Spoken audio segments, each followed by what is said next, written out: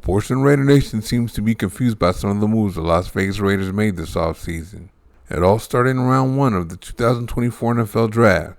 Some fans wanted to and thought they'd get right tackle Taliese Fuaga if they didn't get a quarterback, but nope. Instead, they went out and got the best and most dynamic player available in tight end Brock Bowers.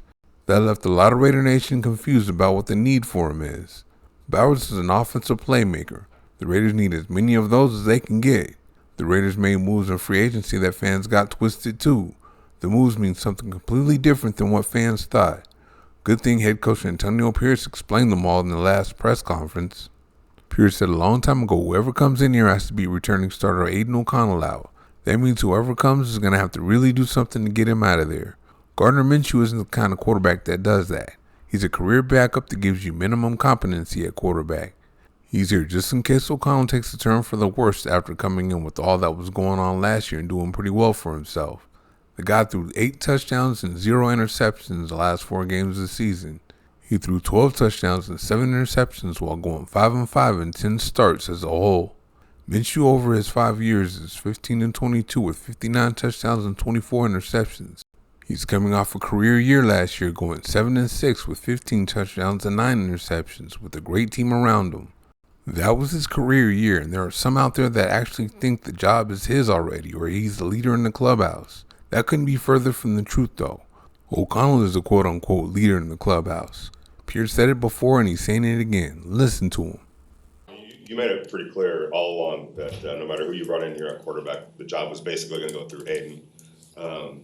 How comfortable are you with that quarterback room and excited to see how this thing all goes out? I'm excited. What Aiden did the last 4 games and what he's done this offseason, changing his body, his work ethic, being here every day, blocking out the outside noise, not worried about anything. I'm excited. And then you bring Gardner in here and then listen, you talk about personality. I know you guys interviewed him. It's great. It's great for our building. It's great for our quarterback room. And if you got competition in the quarterback room, what does every other room look at? Looking at those 2 guys. Anthony Brown's done a heck of a job as well. So what I see is guys getting out there early. Aiden is already kind of taking the bull by the horn, and he's leading the way, and Minshew's right there doing as well. 2 guys that's played, and you saw them play against each other last year, and they went neck to neck. But I'm really excited to see what happens. I think it's going to be a process. We're going to stick to the process. But as I said before, Aiden's earned the right to go out there and get the first snap. A portion of Raider Nation wants someone shiny and new at right tackle too, but I doubt that happens. There will be a competition for it, but Thayer Munford is the leader in the clubhouse there. Some of you already know he would have been a first-round pick at left tackle if he came out in 2021, but he stayed at Ohio State and had a bad year after switching positions. That's how the Raiders stole him in the 7th round in 2022. He was close, but he couldn't quite take the right tackle job away from Jermaine Illuminor. Their competition went well into the season, but Illuminor had a career year to hold him off. Then in year 2, Munford was out playing Illuminor, but the same thing happened. The competition went well into the season and Illuminor was declared the winner. But down the stretch of last season, Munford got a shot and played well. He even played well at left tackle for an injured Colton Miller. That gave the Raiders plenty to be excited about. His competition will come from 2024 third-round pick DJ Clays, whom many say the Raiders reach for. The Senior Bowl tells a different story, but here's what Pierce said about Munford. I know you mentioned Thayer a little bit ago. That's a guy that I think a lot of people kind of forgot about in the process. How can you forget about him? Everybody's saying, you need a right tackle. He's here. He's been here. So. We never said that. Outside people have said it. I guess what have you seen out of him in his development? Worked his tail off.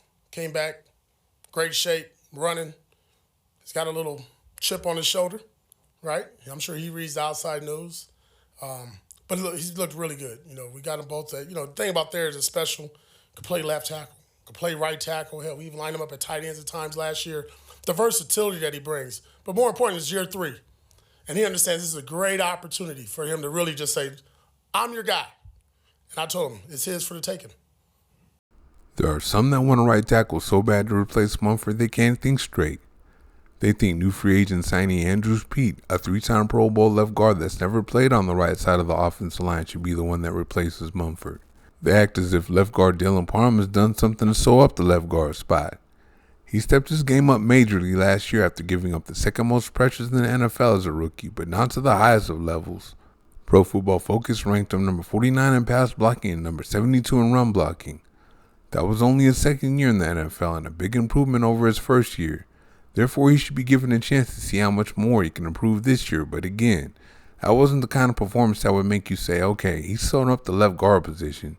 Let's look at other areas of our football team. Pete is another guy the Raiders brought in for minimum competency. He'll compete with Parham for his left guard job and maybe a backup left tackle role. Whatever the case, he's staying on the left side. Listen and hear it from the horse's mouth. What does Andrus Peat bring to the mix? Veteran, right? Pro bowler, inside a guard. Gives you some flexibility at left tackle.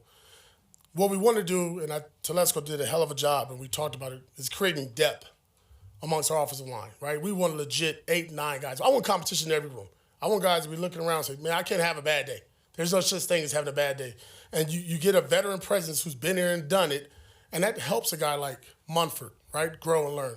Also could teach you some tricks of the trade with Colton Miller. So his experience, and I always said I value guys who've played in the league and played at a high level. He gives us that mentally. Is he in the mix at right tackle also? We'll keep on the left side. Raider fans got a lot of the Raiders' moves this offseason twisted. I get it. When you want certain things to happen, that's what you think's gonna happen. And when it doesn't, you don't like it. But the right moves are being made. A lot of you don't realize just how well O'Connell played last year, especially given the circumstances. Like I said a couple of videos ago, if O'Connell was a first-round pick, Raider Nation would be overly hyped going into next year. And there should be no worries about Munford finally getting his opportunity at right tackle. Pete will be on the left side somewhere.